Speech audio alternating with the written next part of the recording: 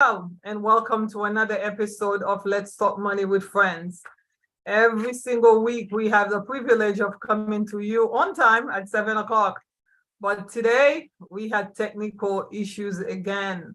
You know, when you're running a show solo, you should expect challenges. And that's one of the things that I've learned over the years to remain calm and just ride with the storm.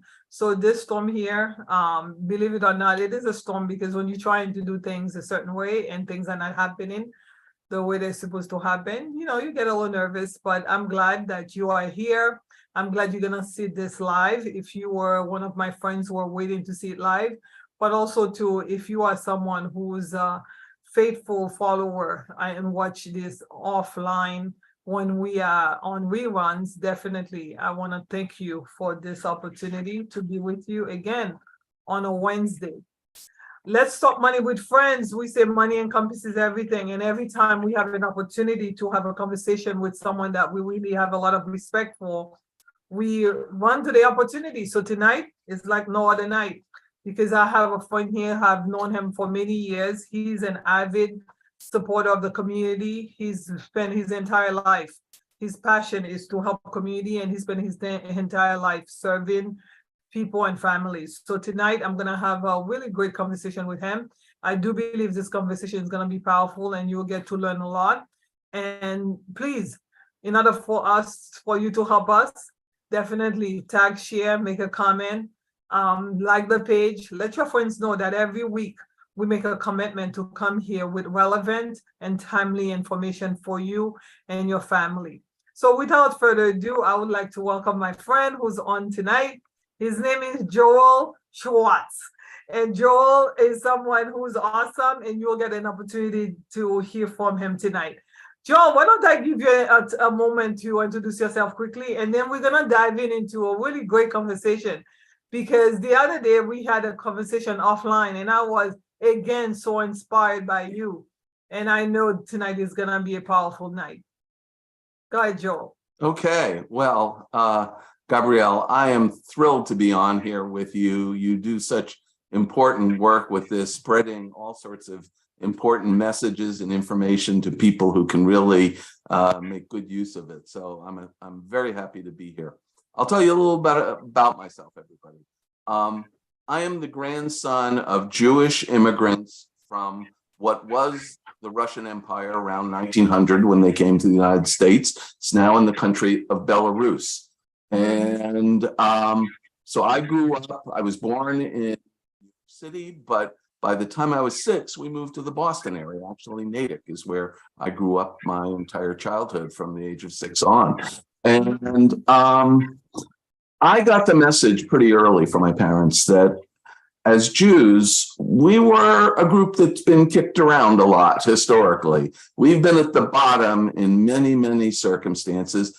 And my parents never forgot that. So they always identified with other groups that are being put down and oppressed and treated badly. So it felt like I got the message, we are the little people, and little people have to stand up for each other. I took to heart.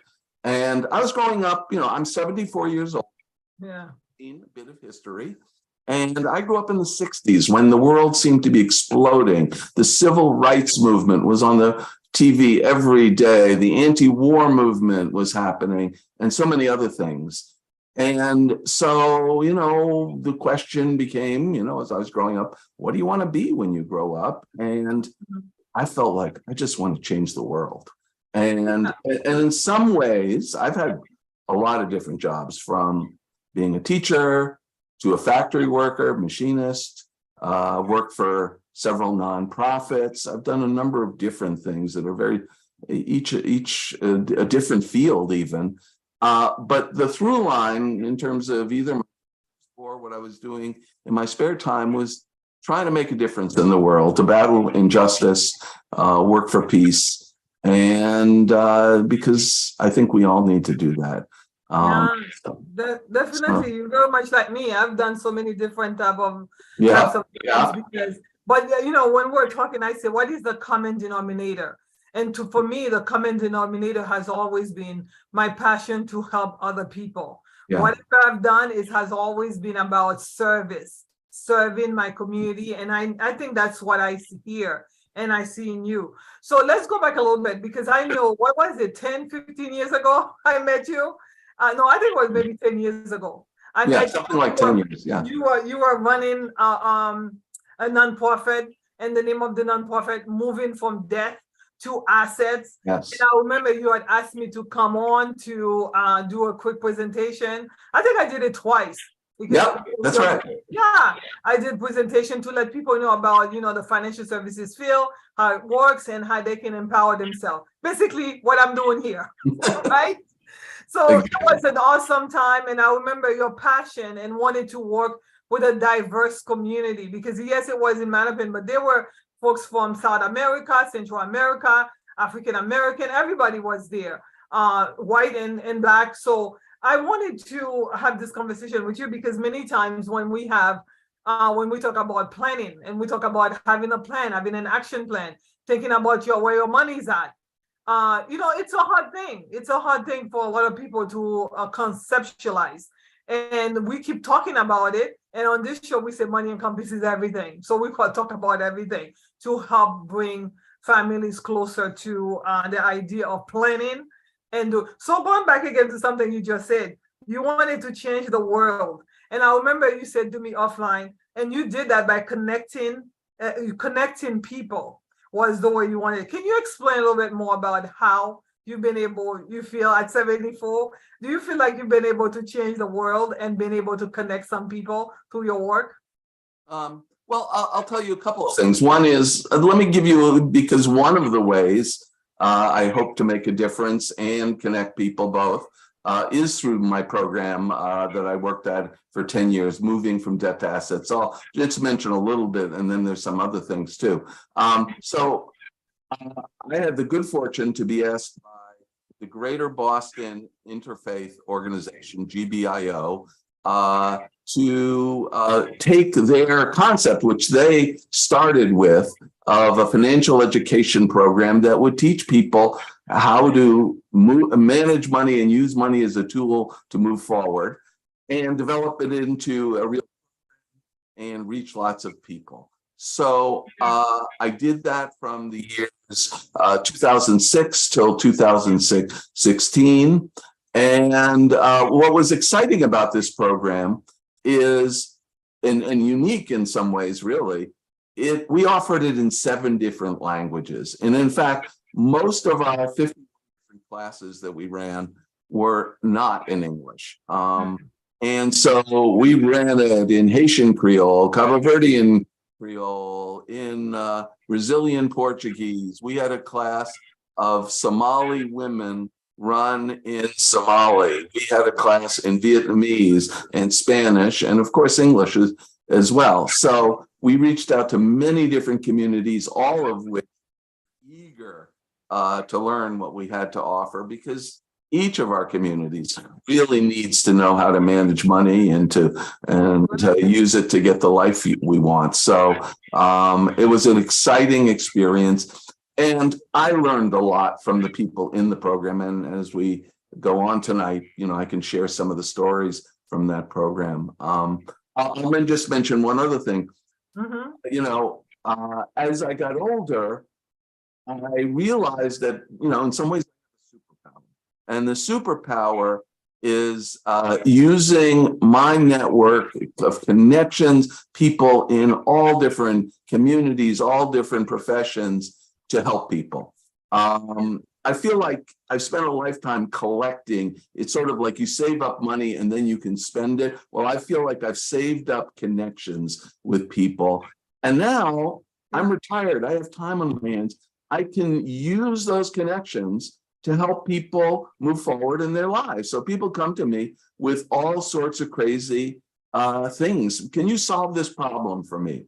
And I'll say, oh, well, you should talk to so-and-so, because I have and I'll connect you with them. And I love doing that, because I think that's the way a lot of us move forward, is connecting with people who can help us. And sometimes you go to that person and maybe they can't help you, but they say, oh, I can't help you, but you should talk to this other person, and maybe that's the person has the key to solving your problem. So connection has been so important. Yeah, on this show, we've talked about who you know matters and your community matters, because we know that without connection is impossible. I mean, without connection, you wouldn't be here, because years ago you had tapped into my resource as a person, say, hey, Right. Gabrielle, could you help? And I said, yes. And then the other day, I think a few weeks ago, I saw you at an event. I'm like, Joel, Yep. come on this show and let us know a little bit about, let Right. my audience know about the work you've been doing and how they could, because at the end of the day, we're not just talking to talk. We're talking so that maybe someone who's watching could say, huh, my community could use a service like that. Debt to assets. Because we on this show talk about the value of money, and money encompasses everything, but money is what money does. And money is what's in your pocket as well. So connecting people in the desire, I know you had mentioned like, because your parents, how do you say that in the language, your parents' language, your native tongue? You say Well, the world. yeah. There's an important phrase in Hebrew that Jewish families frequently pass on to their children, and I certainly learned, and it's called tikkun olam, and it means heal the world. And in my tradition, each of us is called upon to do what you can to help heal the world. And we know the world has a lot to have, a lot of injustices and problems in the world. And I grew up knowing that each of us has to lend a hand doing what we can do to make things better. And so that's part of what I grew up with, and I'm really proud of. Yeah, my parents must have been Jewish, because I had the same message, Joel. Yeah, The same it message crosses about, many cultures. yeah, turning to the right, to the left, and see what you can do. And I think because I grew up in the church environment as well, you Yeah, know, the idea of Jesus being someone who would go around and look at the needs, you know, many needs around him, and he didn't just turn his back and say, well, oh, well, I already gave you the gospel, you all said. No, he would feed, he would heal, he will do so many things because of the fact that that's the calling. That's the calling. So, you know, being sensitized, you know, when you are in an environment that you've been sensitized to think about your environment, think about the people around you. It's important. So for young people who are watching right now, or someone who's not so young, you know, you talk about, you know, in terms of like when it's time for you to do something, we talk about the common denominator. You still have to figure out what is it that you want to do. I know for me, years ago when I was in high school, I realized that the area that I wanted to help is in the area of finance. And so I invested my time, because I was good at math. So I invested my time getting the education so that I could be equipped with enough knowledge so that I could be in front of people like your group to share the concepts of money, how money works and how money can work for you.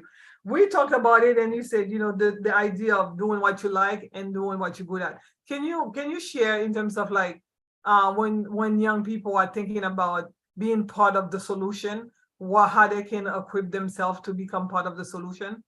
yeah. I find, and I have a number of young people that I'm connected with, and I think what I see the difference between the ones that are really doing well and moving forward and the ones that are stuck is the ones that are doing well have something that they're passionate about, that they really care about. Yeah. And boom, that makes them, just motivates them to do things. Other people have not figured that out yet, and they're just feel they're stuck. And maybe they will, maybe the next year, and I try to help them figure out in any way I can. But the two questions, the way I talk about it is there's really two simple questions that don't have simple answers that each of us ask ourselves starting in childhood. And I'm still asking myself these questions at a much older age. It is simple, but profound. What do we like to do? And what are we good at? Correct. But we really need to think about it. It changes over time too.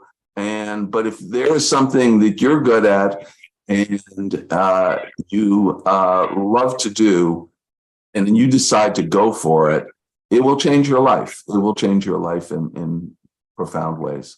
Yeah, yield the idea. I used to love that song by Michael Jackson, Yield the World and Make it a better place for you and for me and the entire human race. You cannot do that if you're not equipped. And I think going to being part of your program, I remember you encouraging the folks there to not only come to take, but also come to be equipped so that they could go ahead and pay it forward. Not only for paid for the immediate family, but many times the financial education that you get, not only as a young person helping maybe in the workforce, but the financial education that you get as an adult, you are able to pay it forward by sharing, being equipped and have the resources to help your family. So I know you wanted to share a couple stories with us. Can you share the Sure. story of Jose, how by learning how to be disciplined, Yeah. by learning how to equip himself, he was able to pay it forward and help families? Yeah. I mean, having this knowledge and practicing it and managing your money well can make such a difference in ways that it's even hard to imagine. And here's an example from somebody who was in my program. There was a young man named Josue. He had come here from Haiti at age 14 to the US, and he went to college, but he got to college, and I've heard these stories again and again. The minute you walk onto a college campus, the credit card companies are throwing offers at you like crazy. And sure enough, he went along with it. Oh, great. All this money, I can buy all these things with this credit card. And he ended up racking up $4,156 on 4 different credit cards. Okay. And then after being unemployed for a while and making no payments for 3 years, you can imagine what that's going to happen. The balance kept going up and up and up to $9,647. So he was in a hole. And meanwhile, he was living a free spending lifestyle, going to the movies even twice a week. What the heck? And again, his story is not unique. There's a lot of folks out there who are not handling their money well and doing things like that. And but he joined the program that I was running, Moving from Debt to Assets, in August of 2007. And so using that knowledge, he was able to negotiate a settlement of all his credit card debt. He got his spending under control, and he opened up a savings account and, amazingly enough, managed over time to save $4,000. Actually, he saved $4,000 in 6 months because he wasn't spending all that money all the time. He was saving. But then something really important happened. January 12th of 2010 came. Now, those of you who are of Haitian background will know that's the day the gigantic earthquake hit Haiti. And this terrible earthquake hit Haiti at that time. And suddenly he was getting calls from relatives in Haiti, just begging for help. We're desperate. And think about it. Had he stayed on the same course he was before, with all sorts of debt and no money in the bank, he could have done absolutely nothing to help them. They would have been in desperate strait, and he would have to turn them down because he had nothing to help them. But by the time 2010 came around, he had saved $10,000 in the bank. Correct. And he was able to use that money to send 5 relatives to safety in Mexico. So that had a big impact, not just on him, but on members of his family who were in a desperate situation. So he was able to turn it around from a very difficult situation to a very positive situation that impacted others as well. And if he can do it, that means a lot of you out there can do it, and many others can. I'm not saying it's easy. It's not. But it is doable. So I was so inspired by that story. Yeah, it's doable because at the end of the day, we don't do it just for ourselves. We're doing it for for families and being able to pay it forward. But we know, like as you just mentioned, it's not easy. There are some systemic issues that have kept families like families from being able to equip themselves, with knowledge, and also from being able to build assets, because we're saying from debt to assets. What are some of the reasons why so many are weighted down by debts? What are some of the challenges that they face? You mentioned that this young man, he was young, he was naive. Credit cards came and he started using it without thinking about the consequence that he would be dealing with later on in life. So what are some of the challenges that you see, like some of the members of your community, the participants from moving from debt to asset? What were some of their stories? Yeah.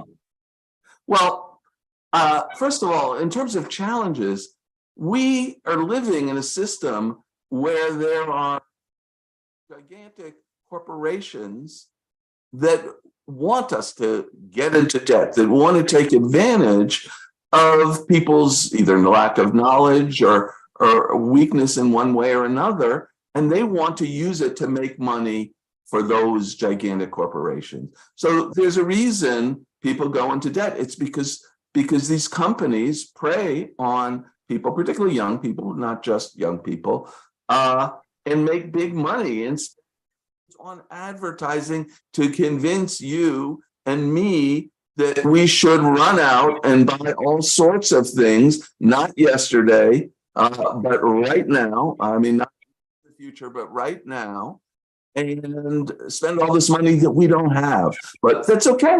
You can just charge it on your credit card, so no problem. Just buy that new car, and there's a lot of that. So there's a reason people run into problems, because there are companies that make money off people like us running into problems, and so that's a real factor. The other thing we face in the society is racism. It's real, and it's interesting. There was somebody who wrote a book, and they interviewed all these white folks, and they said, and these were middle-class white folks who are doing pretty well financially, and they said, gee, tell me about how you made your money. And the story they got in almost every case was, I did it on my own because of hard work, and I really, was smart and clever in my investments, and that's why I'm doing well financially today. And the interview would say then, so, gee, you did this on your own, right? They go, oh yeah, I did it on my own. And so you didn't get any help from anybody like your parents? Oh, well, yeah, my parents did give me a 0-interest loan for a while, but that was just one thing. So no other help. Well, yeah, my parents at home rent-free for a while so I could save up money. Yeah, I did get that help, and on and on and on. So the reality is that for many people who come from families, many times white families, who were doing well, they get a boost up. And yet other families are not able to pass on that wealth, not pass on that knowledge, not able to pass on that set of high-level connections that in some ways is more valuable than any specific dollar amount. Some families simply can't do that. And I'll tell you a story. Can I just say, Joel, especially immigrant families, because when you new to the country, you don't have any connections, and you don't have any assets yet to pass on to your kids. And I know I don't want you to forget your question, but we also talked offline about this post that I had seen. Someone said that, poor people are trying to live like rich people, and rich people are trying to rich people live like poor people. And I was like, that's an oxymoron. If you're rich, you can never live like a poor person, because you talked about access and resources. If you have access and if you have resources, there is no way you could ever be poor. Yeah. Right? Well, yeah. And, there's this myth in our society that I think is very destructive.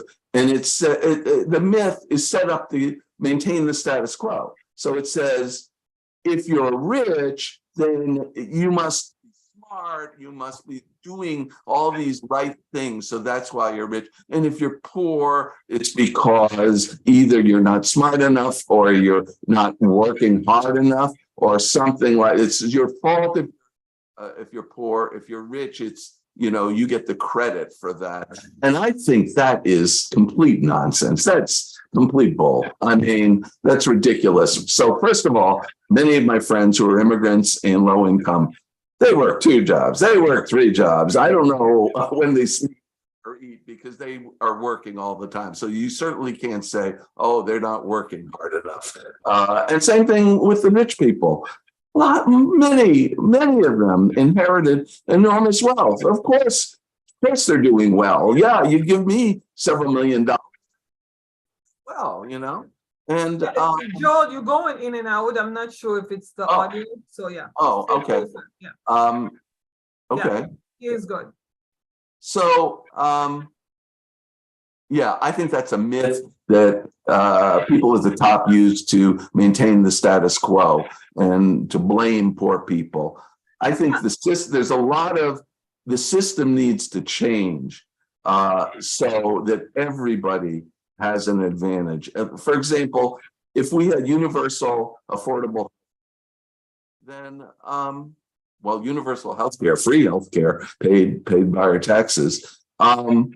That would mean so many people would not go into debt as they do now because of healthcare costs. So right there's a lot of things we can do that other countries do in many cases to lift everybody up, because I think that's what we need, not just have a few at the top grabbing all the money and then blaming the people at the bottom because they don't have as much.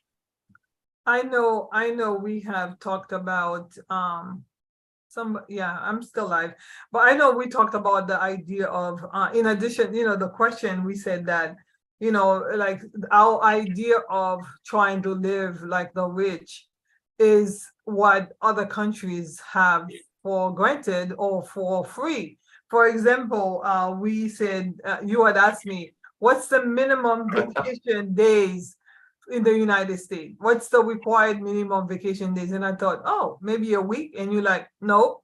What was your answer, Joe? The answer is 0. There is no law in the United States of America that requires any employer to give even 1 day of vacation, paid vacation, to their employees. Now, obviously, companies frequently, most of the time, give some vacation, but they are not required to, and some don't, and some give very little. Now, if we were living in France, then I think the law, I think this is the right number, requires that every employer give every employee minimum 6 weeks of paid vacation, period.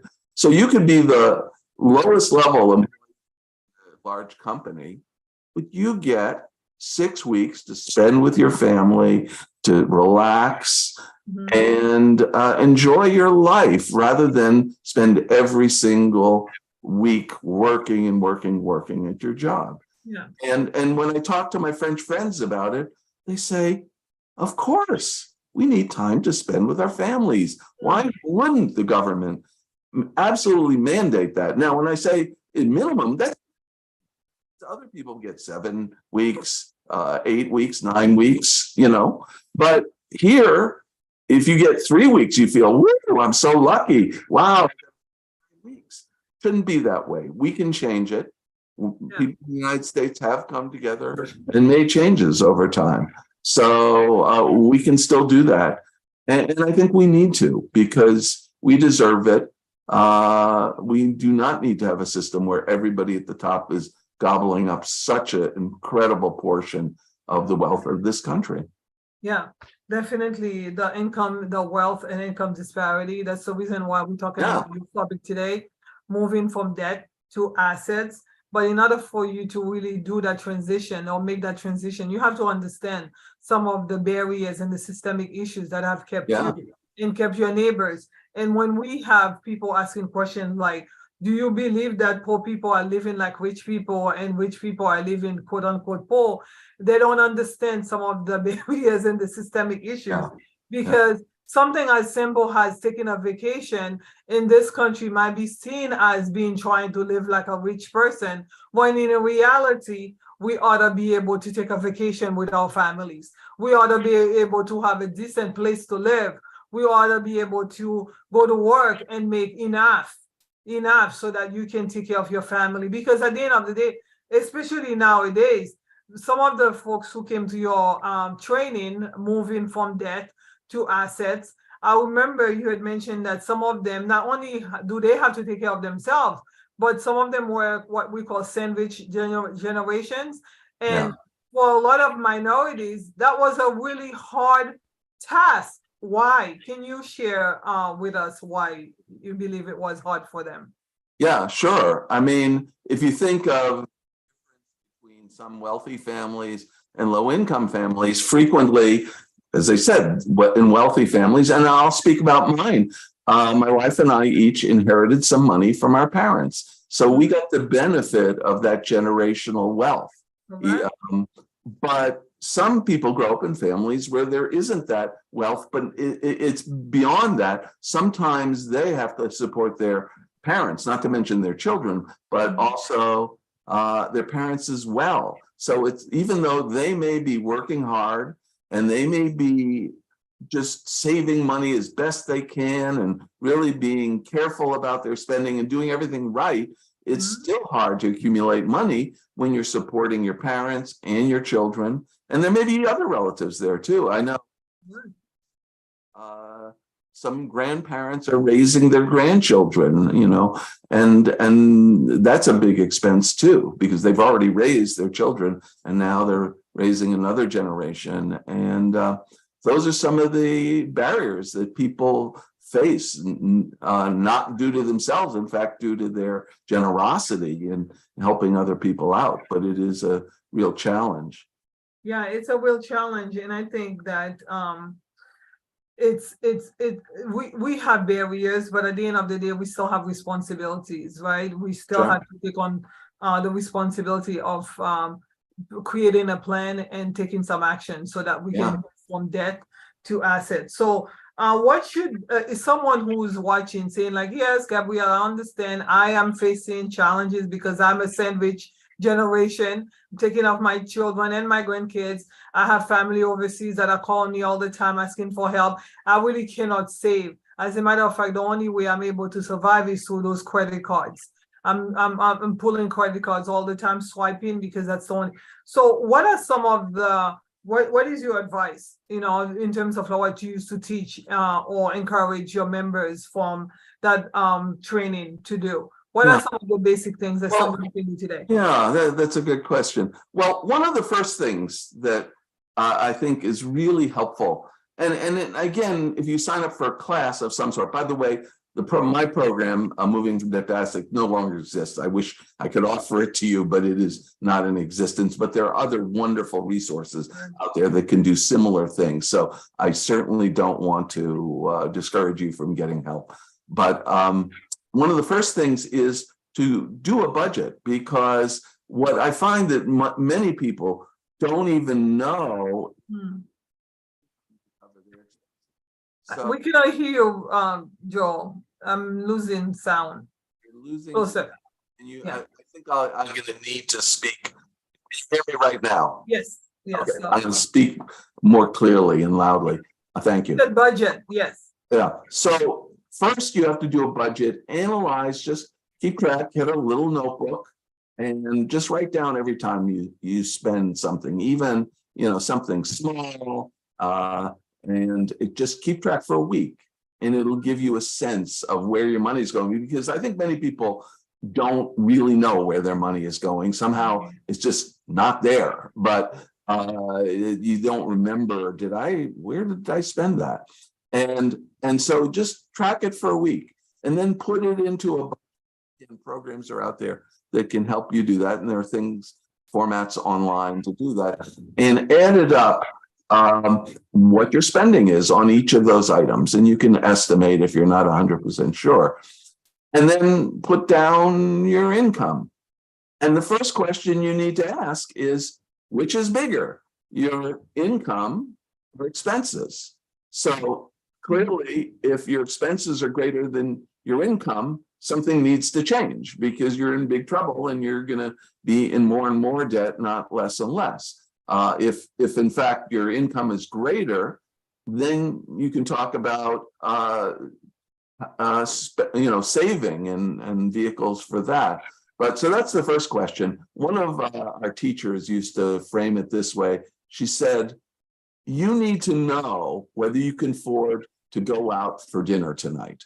Because most people don't. They just either say, oh, I feel like I'll just do it.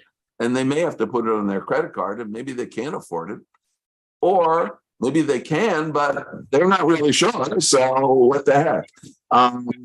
You really need to know what you can.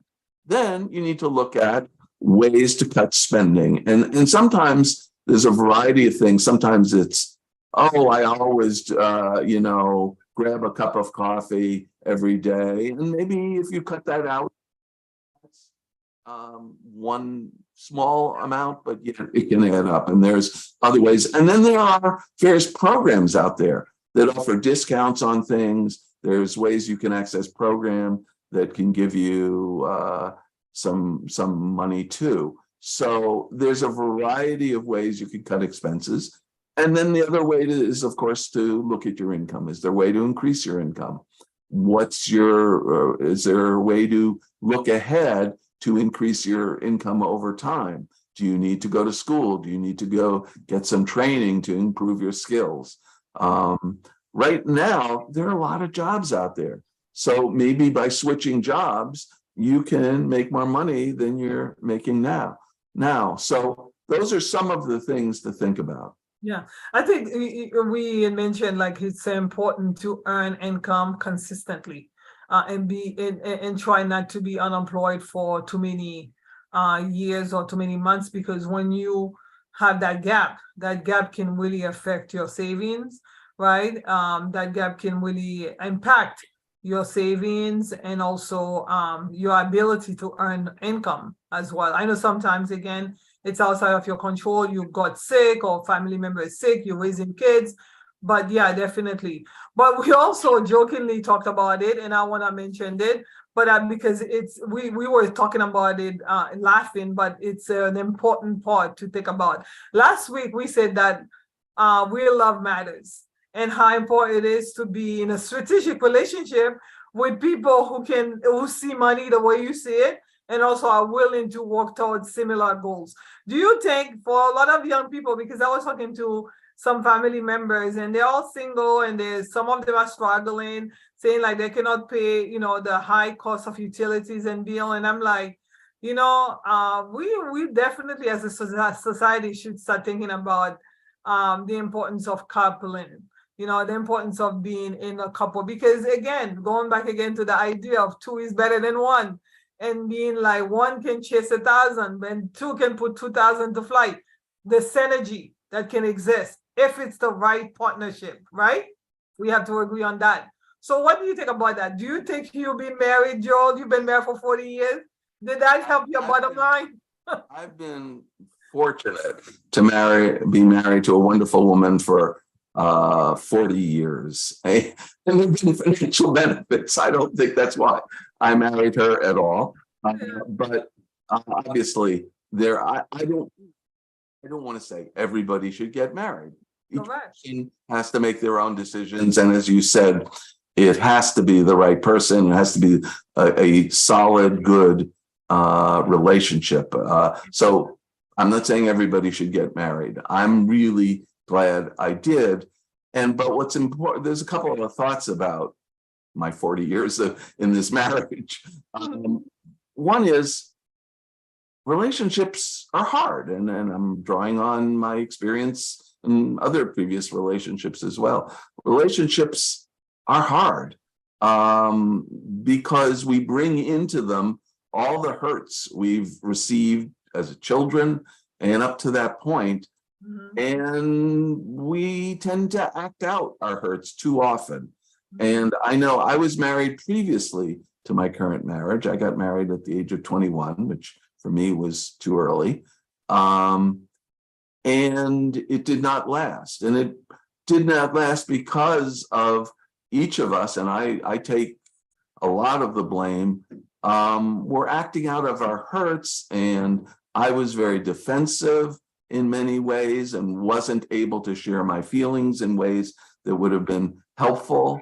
I didn't have a lot of confidence in myself, wasn't able to stand up for myself in ways that would have also been helpful. And I think by the time I met my current wife, I'd matured enough so we could really make that relationship work. But I will say that we had still a lot more maturing to do. I think both of us did. My wife and I have sort of said, well, you know, we've been married for 40 years, but it took maybe 30 or more years to fully trust each other. And I'm not saying we didn't trust each other at all at the beginning, but again, because of our hurts from previous experiences, it was hard. And when I say trust each other, I'm not saying about cheating, because that wasn't an issue in our marriage, but trust on a daily basis. Trust that the person will really listen to you. Trust that the person will really care about you. The trust that the person is really thinking about you. Those are hard, and you need to do work. I've been in therapy for many years of my life, and it's been really important that I deal with all those hurts and learn to be able to express my feelings and how to listen to my partner in a way that's really empathetic. It takes work. It doesn't happen automatically. I have found, certainly. On the other hand, if you do that important loving work, there's a payoff. And on the topic of what we're talking about, there's a side benefit too. So what's important about that is, I think what's been good with my wife and I is we've been able to talk about money, because too often couples don't, or frequently the man controls the money and the wife doesn't, and that doesn't work well. That's awful. Or they just don't communicate about money, and sometimes people have different spending habits. And you can deal with that if you communicate and come to an agreement about things. But if you don't communicate, if one says, "Oh, I'll just sneak off and buy all this stuff, and I won't tell the other person," it's not going to work well. So communication, instead of a benefit, it might be very important. Instead of an asset, you getting married might be a liability, because not only are they spending their own money carelessly, they might be tapping into your own resource and start wasting it as well. So yeah, definitely, there is a benefit in everything. You have to look at there are benefits in everything. You have to look at the pros and the cons, right, out of everything. And I think last week's show was the idea of when you care for someone and you're willing to bring everything to the table and put everything on the table, then you are able to build exponentially, because synergy does exist when you have one and you add it to another one. It's not just two, just like, you know, the biblical concept of chasing 1,000 versus 10,000 with the two of you. So, you know, moving from debt to assets. At the end of the day, we all would like to leave something behind, just like you just mentioned. Parents, usually you inherit much from your parents, their behaviors, the way of thinking, you know, going back from the top of the hour when we talked about how the reason why we are people who are always interested in making a difference is because we're taught that at home. But of course, too, there were many things we got from home that weren't ideal. But what we would like for families to give to their kids that would be definitely ideal is the principles, the financial principles that they will learn. Not only would they be able to help themselves, but also pass on those good behaviors and good benefits to their children, so that the next generation don't have to continue to start from square one, starting over, right? Right, Joel? Yeah, I'll tell you an example. There's a young woman in one of our classes, Sulai, I think was her name, and great woman. She was a filmmaker, write. She'd gotten a degree in filmmaking, and she was clearly moving forward.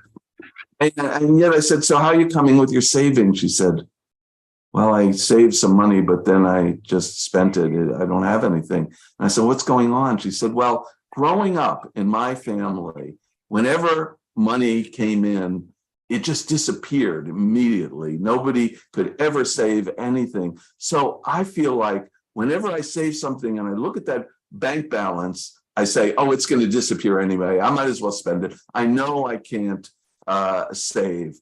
But through the program, she was able to overcome that.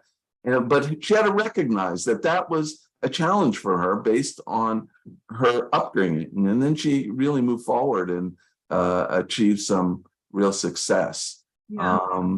I think the emotional baggage that we get from our childhood is one of the key things that stops people from doing better financially. Like, for example, people seem to think out there, well, if people have all the right information about finances, then they'll do fine. But I'll just tell you about a message I got from a participant in the program. There was this guy by the name of Jose that was in the program, and he sent me this message about 6 months after he graduated from the program.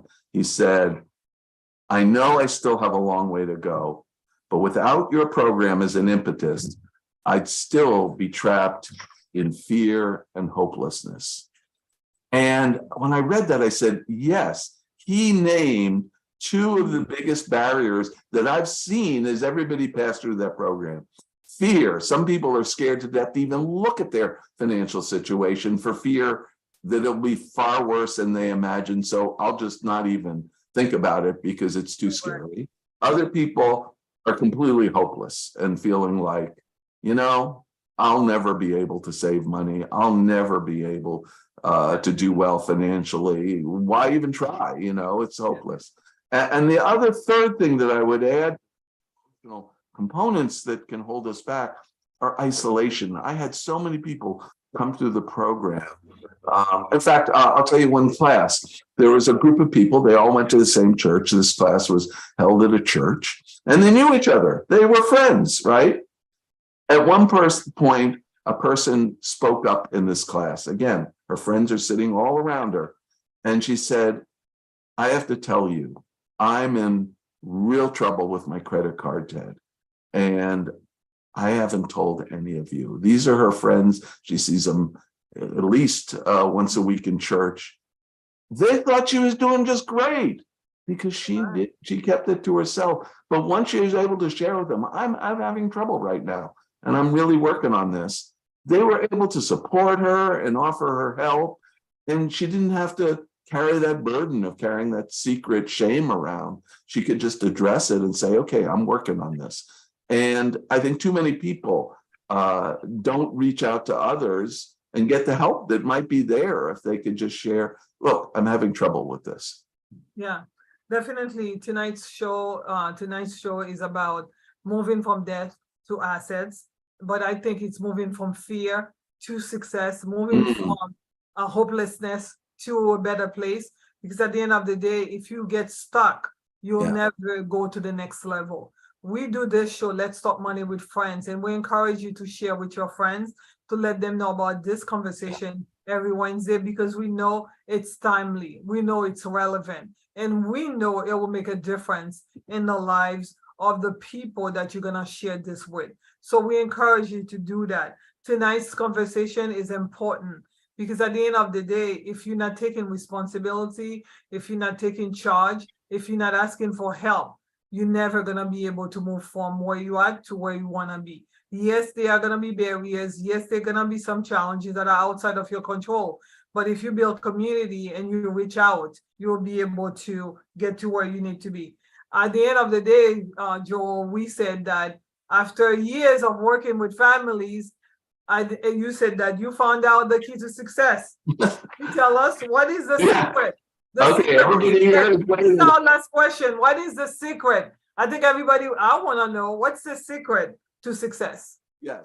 Well, the reality is, in this program, I did learn some things from people, and I stood in front of one of the groups and I said, you know what? I think over these years running this program, really have learned the secret to success. And they looked at me and said, come on, nobody says, you'd probably be a millionaire if you had that. And I said, no, but I think I've learned something. And here's what it is. And I'm passing on to all of you viewers out there tonight, because I think you'll find it valuable. There are two things you have to do to be successful in whatever field, whether it's financial or some other interest of yours, whatever field you're in. First of all, don't give up. Second of all, get help. Wow, don't give up, get help. That's it. That's it. It couldn't be more simple, and yet there are people who fail to do those. Get discouraged and give up and don't get to their goal.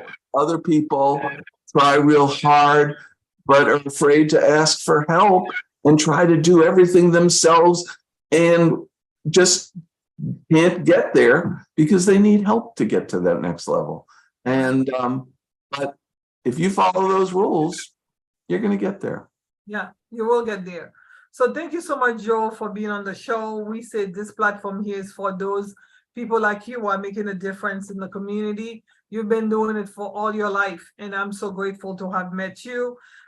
Your story is inspirational, and I want to continue to do the work, and I know you will continue to do the work until your time is up in this world, because you cannot have a passion and not do the work that needs to be done.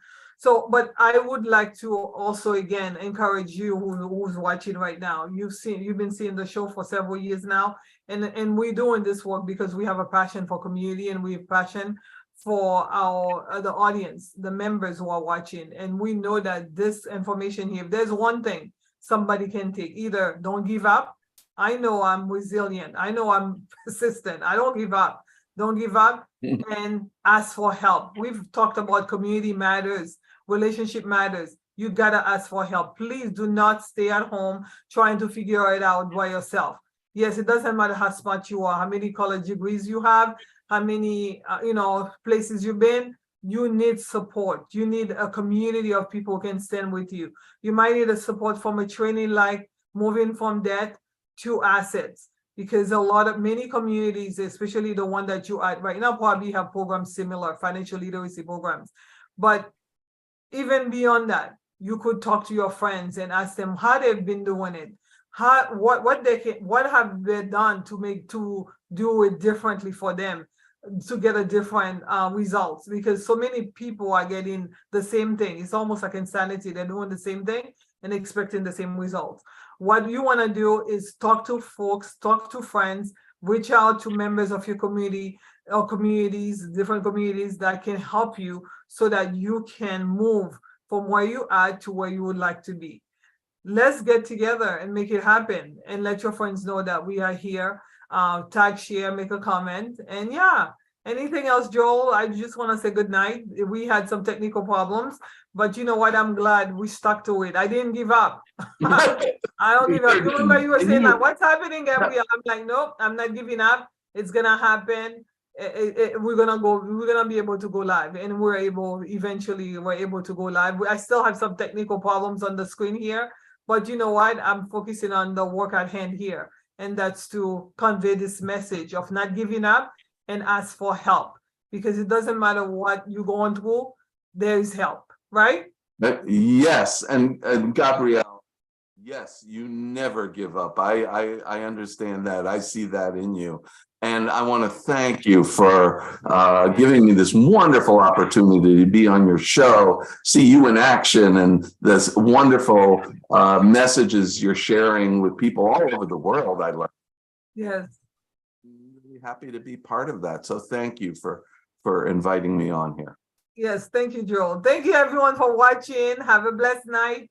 See you next week for another great episode